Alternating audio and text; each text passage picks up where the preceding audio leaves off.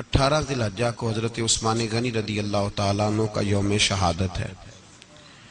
نبی پاک سید عالم صلی اللہ تعالیٰ علیہ وآلہ وسلم نے خود اپنی زبان مبارکہ سے ترمذی شریف میں حدیث موجود ہے کہ نبی پاک صلی اللہ علیہ وسلم احد پر گئے تو احد کانپنے لگا، تو حضور نے فرمایا احد ٹھہر جا، تیرے اوپر ایک نبی، ایک صدیق اور 2 شہید موجود ہیں۔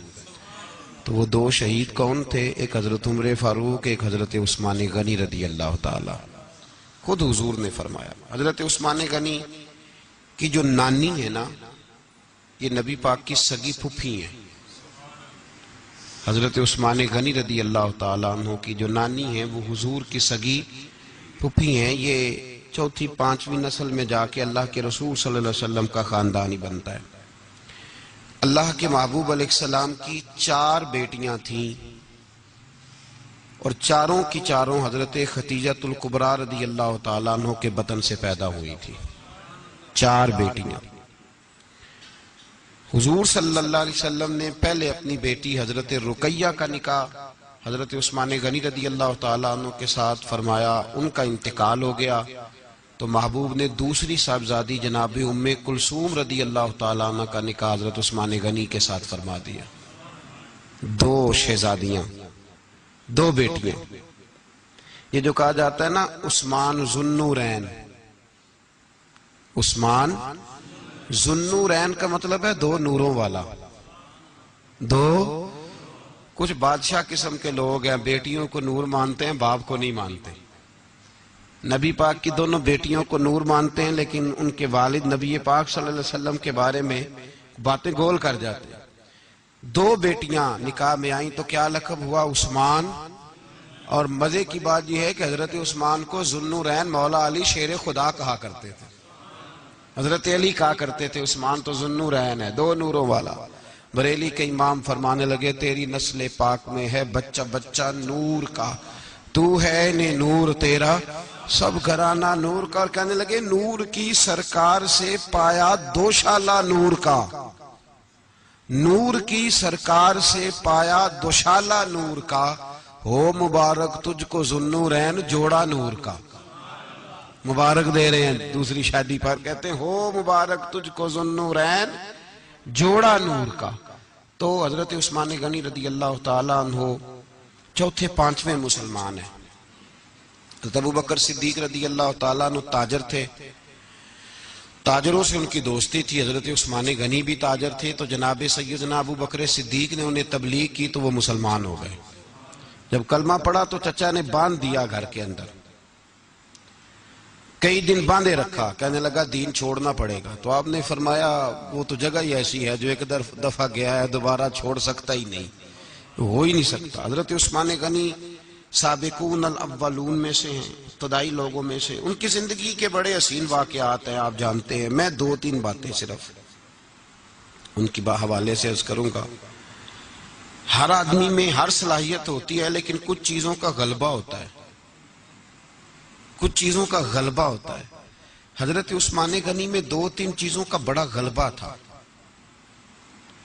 سخی تھے تو دریا سے بھی زیادہ سخاوت فرماتے تھے۔ مالاں والے سخی نہیں ہوندے تے سخیاں کل مال نہیں ہوندا، ایتھے اوتھے دومی جہانی سخی کنگال نہیں ہوندا۔ حضرت عثمان غنی رضی اللہ تعالیٰ عنہ بہت بڑے سخی تھے، اتنے بڑے تھے کہ غنی کہہ دیا اللہ کے رسول نے۔ عثمان غنی تھے، ہر وقت ہی سخاوت، ہر وقت ہی سخاوت۔ میرے رسول پاک صلی اللہ علیہ وسلم کے ساتھ پتہ نہیں لوگ کہاں بیٹھ کے دین پڑھتے ہیں، اختلاف ثابت کرتے ہیں، جو جگہ مصطفیٰ کو پسند آئی عثمان نے خریدی، اس جگہ پہ سیدہ فاطمہ الزہرا کا مزار بنا ہوا ہے، اس جگہ بی بی پاک کا مزار ہے جو حضرت سیدنا عثمان غنی کی خریدی ہوئی ہے۔ اس کا مطلب ہے یہ جگہ مصطفیٰ کا بھی پسندیدہ ہے، اہل بیت کی بھی پسندیدہ ہے۔ حضرت عثمان غنی کا مزاج ہے، حضور اعلان کر رہے تھے، اس کا مطلب ہے چندے کا اعلان کرنا بھی نبی پاک کی سنت ہے، اس لیے ہم بھی کبھی کبھی یہ سنت ادا کر لیتے ہیں۔ چندے کا حضور نے اعلان کیا، جیش اسرا کے لیے بہت بڑا لشکر جانا تھا، فرمایا اٹھو بھئی حصہ ڈالو۔ حضرت عثمان نے دائیں بائیں دیکھا، کتنے بہت زیادہ سپاہیوں کے لیے بہت زیادہ سامان چاہیے، قحط کا زمانہ ہے۔ جناب عثمان اٹھے کہا یا رسول اللہ 100 فوجیوں کا خرچہ، ان کا گھوڑا بھی دوں گا، گھوڑے پر رکھنے کے لیے یا رسول اللہ صلی اللہ علیہ وسلم جو کجاوا ہوتا ہے، کاٹھی ہوتی ہے، وہ بھی میری، فوجی کی وردی بھی میری، اور جب تک واپس آئے گا تب تک سارا کھانے کا خرچہ بھی میرا۔ نبی پاک صلی اللہ علیہ وسلم مسکرائے، فرمایا عثمان اللہ تجھ سے راضی ہو۔ تھوڑی دیر کے بعد فرمایا پھر اٹھو بھائی، دائیں بائیں دیکھا کوئی اٹھا ہی نہیں۔ حضرت عثمان پھر کھڑے ہو گئے، کہا حضور 100 میرا اور شامل کر لیں۔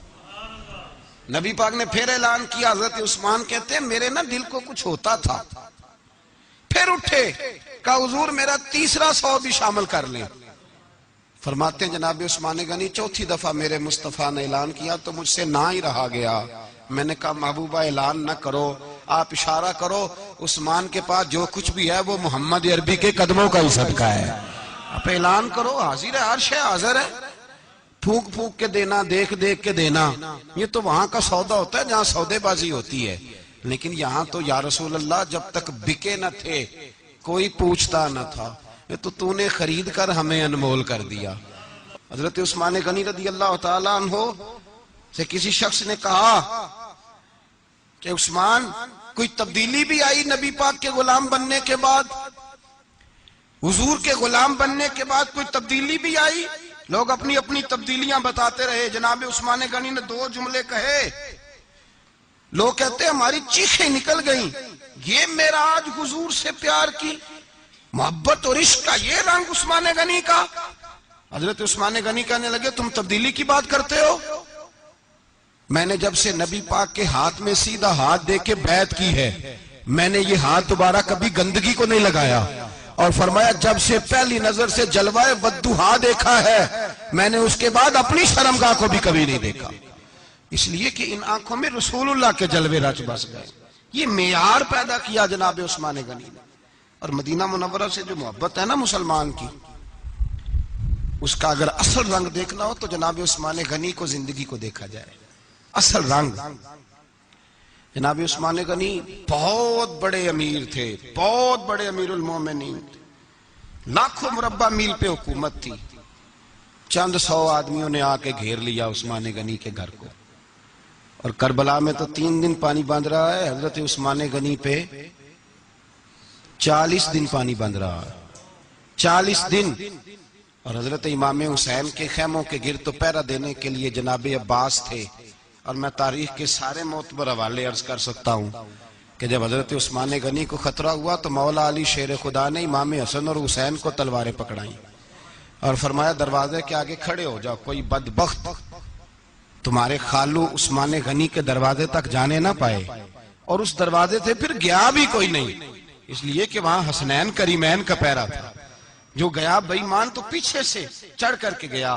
حضرت عثمان غنی لاکھوں مربع میل کا حکمران، جہاں جس کے پاس چند ووٹ ہوں وہ دندناتا پھرتا ہے، جس کے پاس 4 باڈی گارڈ ہوں اس کی بات وہ کرتا ہے تو ہوا میں۔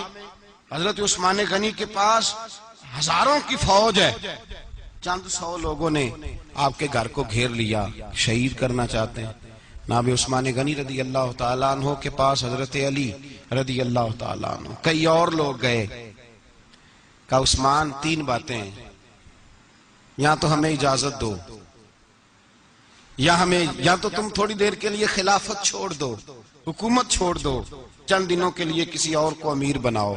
جناب عثمان کہنے لگے مجھے تو حکومتوں سے دلچسپی نہیں، لیکن میں چھوڑ نہیں سکتا، اس لیے کہ میرے مصطفیٰ کریم علیہ السلام نے مجھے فرمایا تھا عثمان اللہ تجھے قمیض پہنائے گا، لوگ اتارنا چاہیں گے پر تم اتارنا نہ۔ فرمایا میں سمجھ گیا ہوں، اس سے مراد یہی ہے، میں نہیں چھوڑتا۔ کہا عثمان پھر اس طرح کریں، ہمیں اجازت دیں، یہ چند 100 لوگ ہیں، ہماری تلواریں چند منٹ میں فیصلہ کر دیں گی۔ جناب عثمان غنی فرمانے لگے میں نبی پاک کا شہر اپنی وجہ سے خون میں رنگ دوں، میری وجہ سے؟ نبی پاک علیہ السلام نے فرمایا تھا ایک مینڈا ہوگا، بکرا، جس کی وجہ سے میرے مدینے کی گلیوں میں خون بہے گا، میں وہ بکرا نہیں بننا چاہتا۔ فرمایا میں نہیں چاہتا میری وجہ سے خون بہے اور حضور کے مدینے میں بد امنی ہو، عثمان کی جان جاتی ہے تو جائے۔ پر نبی پاک کے مدینے میں شور نہیں ہونا چاہیے. اے پائے نظر ہوش میں آ، یہ کوہ نبی ہے، آنکھوں سے بھی چلنا یہاں بے ادبی ہے. تو کہا عثمان پھر اس طرح کرو، کچھ دنوں کے لیے مکے چلے جاؤ. میری بات کی سمجھ آ رہی؟ کچھ دنوں کے لیے مکے چلے جاؤ. تو جناب عثمان نے داڑھی پکڑ لی، کہنے لگے دیکھ رہے ہو ساری سفید ہو گئی ہے. میں نبی پاک کا شہر چھوڑ کے نہیں جانا چاہتا، میں رسول اللہ کے مدینے میں مرنا چاہتا ہوں، میں نہیں چھوڑوں گا حضور کا شہر. یہ انداز ہے جناب عثمان کا. چونکہ جو وقت آپ کو دیا تھا وہ قلیل ہوتا جا رہا ہے، اور باتیں ہیں کہ سامنے کھلتی ہی جا رہی ہیں، سامنے آتی ہی جا رہی. ہر چند مشاہدہ حق کی ہو گفتگو، یہ رہتی بھی نہیں بادہ و ساگر کہے بغیر. اور کیسا دستور زباں بندی ہے تیری محفل میں، بات کرنے کو ترستی ہے زباں میری. پلٹتا ہوں، اس موضوع کو چھوڑتا ہوں. حضرت سیدنا عثمان غنی با حیا بڑے تھے. کیا بڑے تھے؟ کچھ لوگ بے حیا ہوتے ہیں، کسی کو بھی نہیں چھوڑتے، نہ صحابہ کو، نہ اہل بیت کو، نہ کسی اور کو. عثمان با حیا بڑے تھے. کتنے؟ حضرت عائشہ صدیقہ فرماتی ہیں، مشکات میں مسلم میں موجود ہے، آپ فرماتی ہیں نبی پاک بیٹھے تھے تو حضور کی نا پنڈلی مبارک، مرد کے لیے حکم ہے ناف سے گھٹنے تک چھپا کے رکھے. پنڈلی ننگی ہو بھی جائے نا، یہ پنڈلی تو اس کی اجازت ہے شریعت میں مرد کے لیے. فرماتی ہیں اللہ کے محبوب لیٹے ہوئے تھے اور حضور کی طامت پنڈلیوں سے تھوڑی اونچی تھی. تو حضرت ابو بکر صدیق آئے تو نبی پاک نے فرمایا آ جاؤ. حضور لیٹے رہے. ماتی تھوڑی دیر گزری تو حضرت عمر فاروق آئے، حضور اجازت ہے. تو نبی پاک صلی اللہ علیہ وسلم نے فرمایا آ جاؤ. نبی پاک لیٹے رہے. چند لمحے گزرے تو عثمان غنی آ گئے. حضور آ جاؤ. فرمایا ایک منٹ. اللہ کے حبیب اٹھے، طامت مبارک کو سمیٹا، پنڈلیوں کو ڈھانپا. حضور بیٹھے، عثمان آئے، باتیں ہوئی، چلے گئے.